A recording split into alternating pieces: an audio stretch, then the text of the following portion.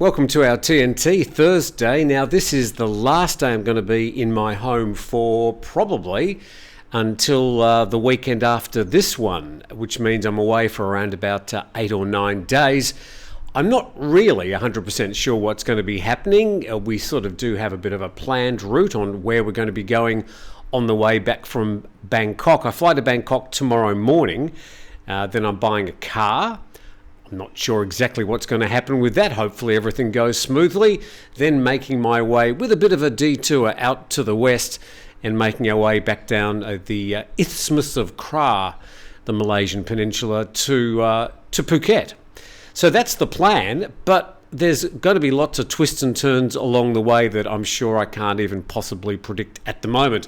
So wish me well. Now, we're also just pushing into our 20,000 subscribers. So I'm not sure if I'll remember tomorrow with all the madness going on. So I want to thank you for getting me to that 20,000 subscribers. I mean, I'm very, very grateful. I'm quite surprised. I'm sort of way ahead of where I thought I'd be. But the program's slowly growing, and what we're doing next week, I suppose, is a little bit of a celebration for that 20,000 subscribers. So I hope you enjoy the journey and the journeys beyond.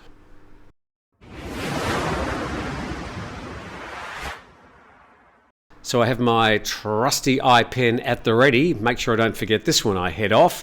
Let's go into the main stories. And we go to phuket-go.com, and they report that the tourist arrival tax has been postponed and foreign arrivals drop. We'll get on to that in a moment. In the main story here, the tourism industry is requesting much clearer guidelines on the implementation of the much discussed 300 baht tourism fee, which the caretaker Minister for Tourism and Sports has again postponed until September due to difficulties in enforcing it. So this is the tourism tax, the arrival tax, the tourism levy, whatever you want to call it, and it was going to be implemented on June the 1st. It's now been pushed out till at least September the 1st. I think it might be longer than that. And the trouble was that the airline said, look, we're here to fly people to Thailand, not collect taxes for you. And obviously the negotiations haven't gone very well. Let's move on. And meanwhile, the number of daily international arrivals in Thailand has fallen. We'll come back to that a little bit later. According to the minister, the airlines have stated that they cannot differentiate between foreign tourists, Thais and expatriates, and therefore all passengers must be treated equally. I suppose they'd actually have to sort of scan the passport and then go through, okay, oh no, you've got a visa, okay, cross, tick, and it would have just been a bit of a nightmare at immigration. The minister had earlier said the locals and expats with a valid work permit would be exempt from the tax. And Bhumjaithai, the advisory chairman of the Phuket Tourist Association, is calling for a central organisation to manage and collect fees for arrivals by air, sea and land, rather than relying on the airlines to act as the tax collector. Bhumjaithai said he supports the implementation of the tourism fee, would help promote tourism destinations and cover the medical expenses of tourists in public hospitals, which amount to more than 10 million baht per year in Phuket alone. And then further down, he believes the government should take into account the different contexts of cross-border visitors, such as Malaysian tourists in Songkhla, this is down in southern Thailand, who frequently visit Thailand, often for short trips and weekenders, sometimes just zipping over the border to buy something. According to the minister, 60 to 70% of the fee would go towards a tourism fund, while 17% will be used for medical insurance for tourists. Now, it was never made clear exactly how they were going to provide this insurance. Was it going to be a blanket tourist insurance for all foreigners arriving in Thailand? What about the people that already had insurance? So that was never made clear. And while some have suggested that hotels collect the fee, the president of the Thai Hotels Association believes this would be unfair, as many Thai hotels are unregistered and may not apply the same rules to their guests. Yes, there's a minimum number of rooms that you need to be registered as a hotel. There's a lot of places, the small little guest houses, that don't have that minimum number of rooms. They certainly don't want to be the tax collectors for the government either. So that's the latest with the tourism tax. pushed forward till at least September. Now we go on with the rest of that story. It was talking about the number of international arrivals falling more than 15% since February.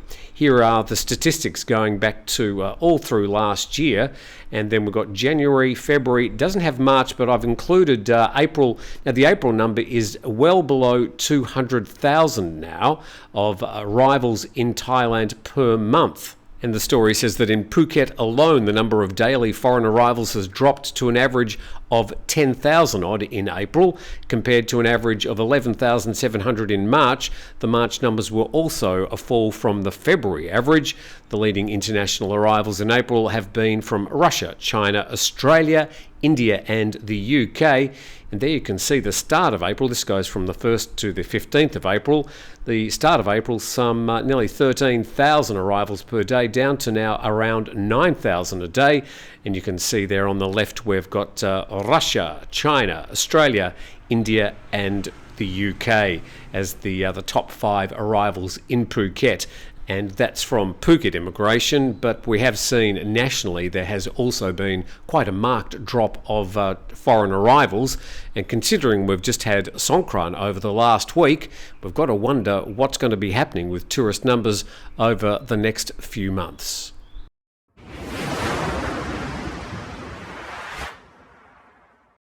So this is the Thursday TNT program. Thank you very much for watching, and if you get a moment, please subscribe to the channel. That would really help. And we go to the Bangkok Post now. New surge, that's COVID-19, could see 10,000 daily cases for a short time only. The number of COVID-19 cases is likely to reach 5 to 10,000 during a new wave, but numbers probably will drop quite quickly after that.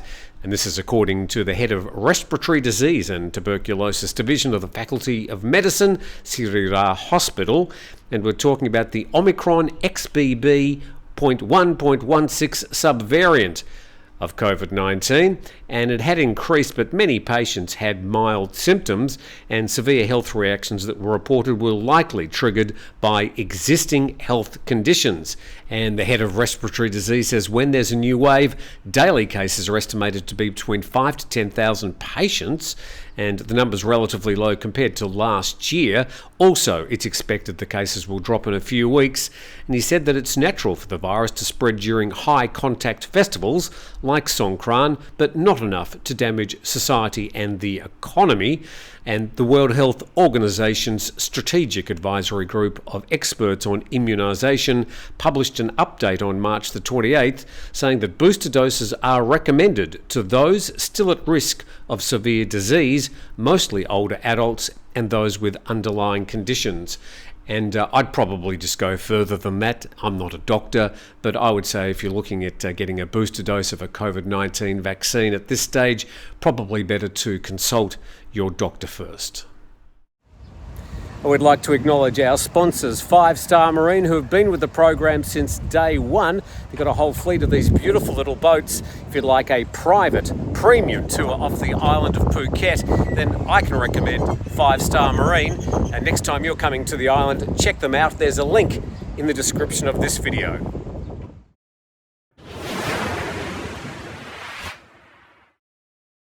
And now for the story that just won't go away. The BangkokPost.com reporting that Bhumjaithai opposes World Cannabis Day activities. Smoking in public is still illegal, says the party that championed cannabis liberalisation. This, of course, all started back on June the 9th last year, and it's been a little bit of a topsy-turvy rollercoaster ride ever since.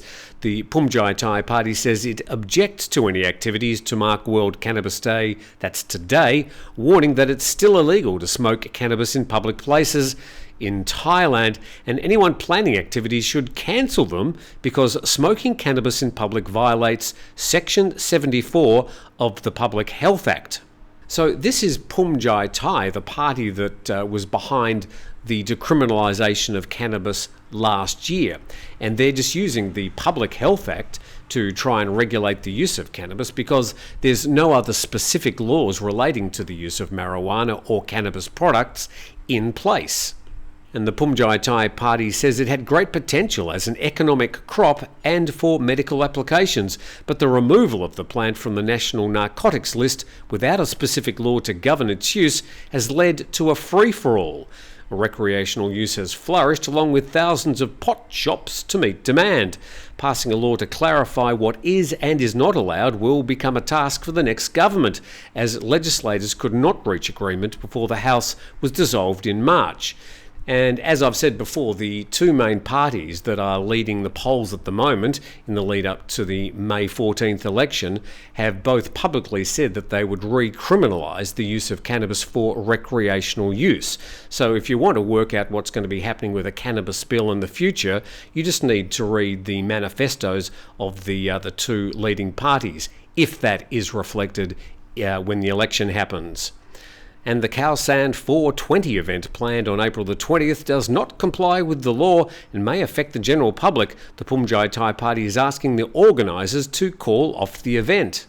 So Bhumjaithai party turning into the pot party poopers. Now to a much more serious story, and this from Cowsod English on their Facebook page yesterday, a breaking story that a female net idol and a male Air Force cadet have been shot and killed inside a room at a luxury condominium in Asoke area of Bangkok, right next to where I used to live in Asoke. Police believe the two have been killed no less than one day before, and Cowsod English later reported that a general's son shot dead his famous girlfriend in a luxury condo. And the case in which a famous net idol and an Air Force cadet were discovered shot to death inside a room in a luxury condominium in the Asoke neighbourhood of Bangkok on April the 19th has been ruled as domestic violence. And according to police, 19-year-old Gigi was shot dead by her boyfriend, Ikyu, also 19, a cadet at the Armed Forces Academy's preparatory school and the son of a general. And the story says that Ikyu then committed suicide by self-fire. He passed away alongside Gigi on the bed on April the 18th. Officers conducting the investigation discovered a 9mm pistol at the crime site. After checking Ikyu's social media accounts, the authorities discovered he was obsessed with firearms, and text messages also revealed that Ikyu constantly threatened his girlfriend with physical harm, and this was included in the message saying, "I will definitely shoot you." Gigi's father also disclosed that his daughter ended her relationship with a man 2 months ago due to his violent behaviour. And men attacking or killing their girlfriends or spouses has become routine news at all levels of society, particularly in cases of jealousy and when a woman asks to end a relationship. Yet another reason why Thailand at least needs much stricter gun controls. The next story from the BangkokPost.com, more suspects arrested in the latest Chinese ransom case. I'm starting to lose track of which Chinese ransom case we're talking about, but this is something we haven't reported before. It says 4 foreigners, 3 confirmed to be Chinese nationals, have been arrested in connection with the Bangkok abduction of a Chinese man held for 1.8 million baht ransom.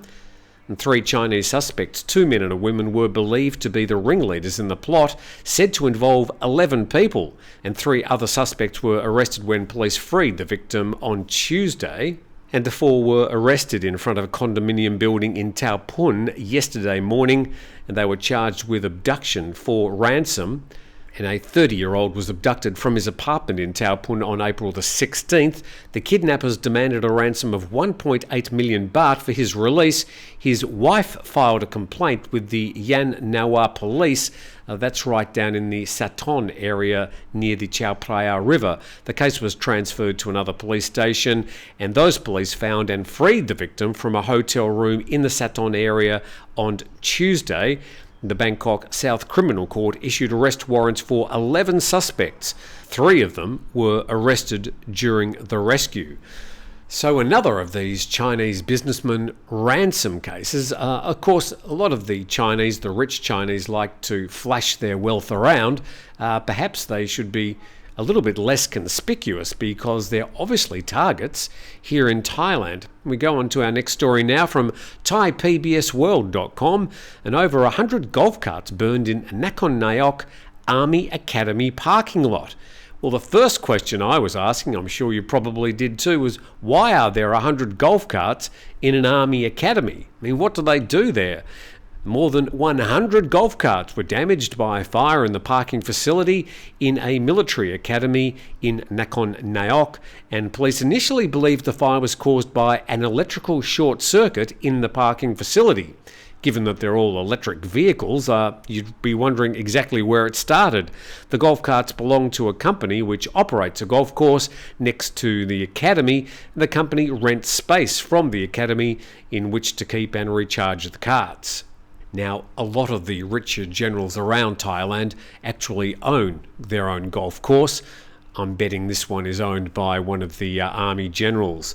And a bit further down there, fanned by strong winds, the roof of the parking lot later caved in, presenting additional difficulties for the firemen.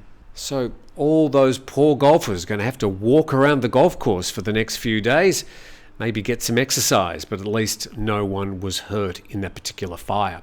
Going to our next story now, this from the Bangkok Post.com. Air pollution in the north likely to ease. Over 2 million Thais report health issues. And the story says air pollution in the north will ease from Friday to Monday due to rain, while over 2.4 million people in Thailand have been diagnosed with health problems associated with smog, this according to the Public Health Ministry. And further down there, Chiang Mai had the most hot spots with 279, Chiang Rai 215, Nan 115, and it was forecast that weather conditions in Bangkok and its adjacent provinces will improve until Monday, allowing for wind-assisted dust removal from the area, and many people suffered respiratory diseases, while others complained of dermatitis and eye diseases. So 34% had nose irritation, 24% coughing, and nearly 21% had eye irritation. Now, there's just going to be a whole lot more people over the next weeks and months reporting to hospital with these sort of conditions and other respiratory diseases relating to the appalling air pollution over the past 2 or 3 months up in northern Thailand. And it's probably going to have to take some high-profile politician or personality to die related to some of these diseases before something is actually done. That's the way things work here in Thailand. Now, the social media will probably also go into overdrive in the weeks leading up to the election, such that I'm sure the current government is going to be punished at the ballot box. And that will hurt as well. Let's go on to a check of the fire maps today, and this from IQ Air. And once again, we can see there in the table that Chiang Mai is the number one city in the world out of the cities that are counted for the worst air pollution in the world. And you can see Chiang Rai up the top there, Chiang Mai a bit further down, and the air pollution index a little bit better than it has been over the past week, and let's hope, as the forecast says, that it will improve. Now, let's go to another map. This is a fire map which is published by NASA, and this actually shows the current fires. It's a live map. Anybody can find it. Just type in fire maps into your Google machine and you'll be able to get to this particular page. So it's showing the actual live fires right now. And this is at 7:30 in the morning. And I've marked there Malaysia, Laos, Thailand, Vietnam. And I've also just put some little yellow dots there for Chiang Rai and Chiang Mai, and we can see the vast majority of the worst fires up there in northern Laos and also the north of Myanmar. Within Thailand itself, much fewer fires than in the past, and these fire maps prove exactly where the fires are being lit. And it just happens that if the wind's blowing in the wrong direction, that poor old northern Thailand really cops it.